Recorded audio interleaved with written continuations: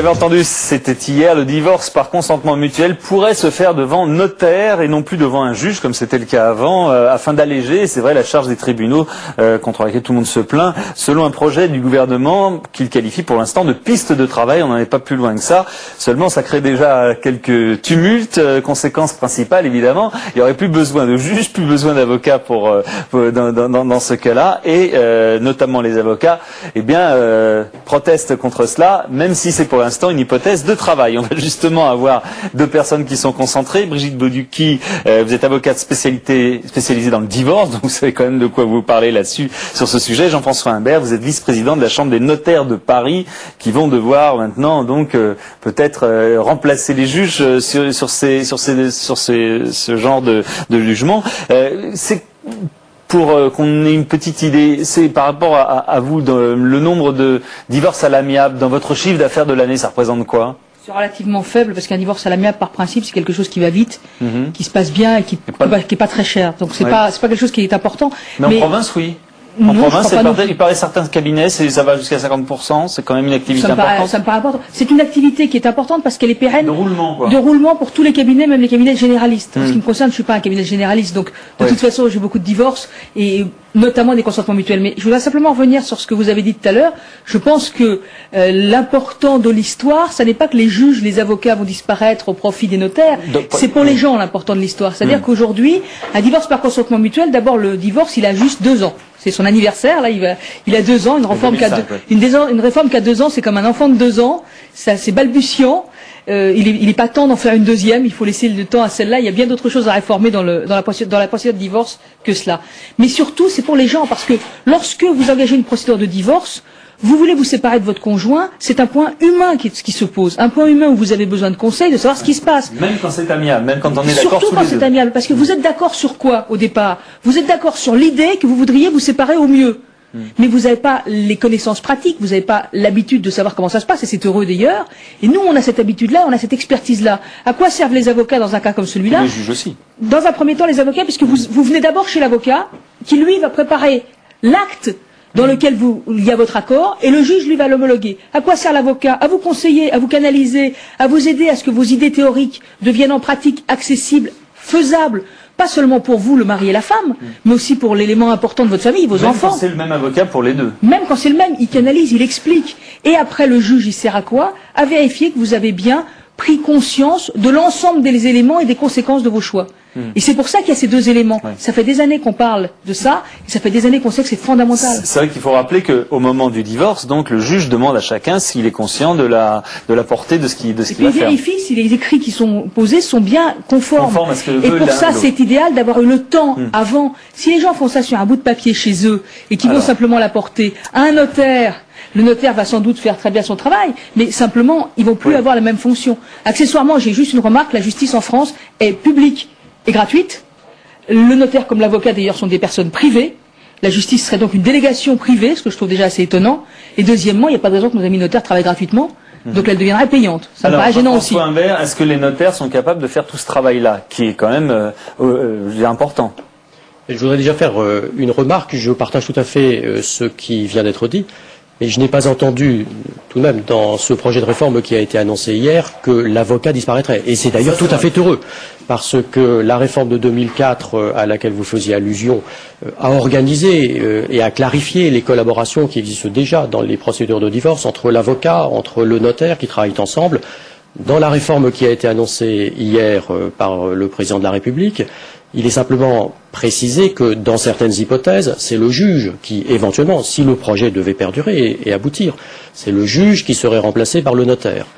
L'avocat a toute sa place, on le sait, dans la procédure de divorce.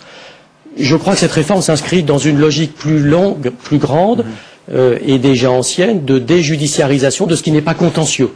On le voit dans des tas de domaines, on le voit par exemple dans la saisie immobilière, lorsque le juge peut inciter à des accords à l'amiable, on l'a vu il y a 2 ans lorsque le juge essaie d'inciter à des partages amiables plutôt que des partages judiciaires. Donc le juge se recentre et se concentre sur le contentieux lorsqu'il y a un vrai problème, un vrai débat. Oui, mais comment allez-vous vérifier, vous en tant que notaire, que les conjoints qui vont se séparer sont bien d'accord sur tout, sur le fond? Il n'y en a pas un qui se fait entre guillemets avoir par rapport à l'autre, parce que dans ces moments-là, c'est toujours délicat, parfois douloureux. Est-ce que vous êtes formé pour ça?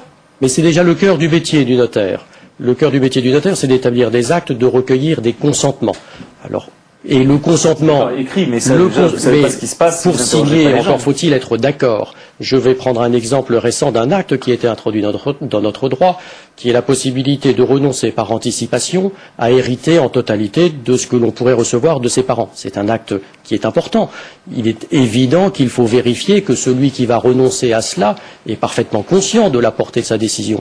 Autre acte que les notaires établissent déjà, les consentements à adoption. C'est une décision qui est lourde, une décision qui a une portée réelle. Le travail du notaire, il est a priori, dans un premier temps, de vérifier que ce que son client pourrait devoir signer correspond réellement, véritablement à sa volonté, que sa démarche est libre, qu'elle n'a pas été soumise à la contrainte éventuellement d'un autre conjoint. Parce que vous avez parfaitement raison de dire qu'un divorce par consentement mutuel, il se construit. Il doit faire l'objet... On n'est jamais sûr qu'il est franchement abouti, parce que, je sais pas, vous connaissez ça mieux que moi sûrement, il y a toujours, enfin, dans ce cas, même quand il y a entente du couple, parfois il y a quand même un dominé, un dominant. C'est même pour ça que très fréquemment, quand nos clients viennent nous voir, on leur déconseille. Ça dépend. Très souvent, on leur déconseille d'avoir le même avocat en leur disant c'est pas que c'est mieux d'en avoir deux, c'est simplement que ça vous permet de discuter à pied d'égalité.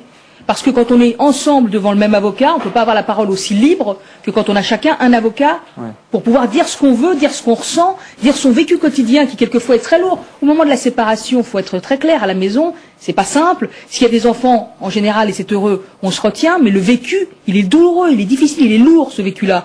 Et ce vécu-là, nous, on essaye de l'aider à passer. Et lorsque l'on dit les avocats ne vont peut-être pas disparaître, j'en serais très heureuse pour moi, mais aussi surtout pour les gens, mais les juges de la même façon, parce que le cœur du métier, il ne faut pas oublier quand même que le cœur du métier du juge, c'est justement d'être là pour avoir une stature de personne en dehors du contentieux, en dehors de l'habitude, en dehors de qui est dans le quotidien. Le notaire, c'est quelqu'un qu'on voit plus souvent, qu'on a vu pour certains actes. Mais on a même payé. Vous n'avez pas l'impression que c'est vous qui allez faire ce boulot-là maintenant, parce que il va falloir arriver devant le notaire. Le fait déjà, parce que l'acte, il est préétabli. Non, c'est pas ça. Ce que je veux dire, c'est qu'il va falloir arriver devant le notaire avec un projet qui est ficelé, où tout le monde soit sûrement d'accord. S'il y a deux avocats de chaque côté, les deux avocats vont défendre un petit peu les intérêts. Ah non, c'est déjà le cas aujourd'hui. C'est-à-dire que quand on arrive devant le juge, le juge, c'est un juge. C'est un juge, c'est pas un notaire. Oui, mais il n'a pas le choix. Il n'a pas le choix de trancher. En divorce par consentement mutuel, le juge, on lui dépose un acte. Il dit oui, c'est bien, non, c'est pas bien. C'est tout. Oui, mais il peut quand même alerter ou discuter avec les parties. C'est ça la crainte. C'est que les juges d'affaires familiales sont des gens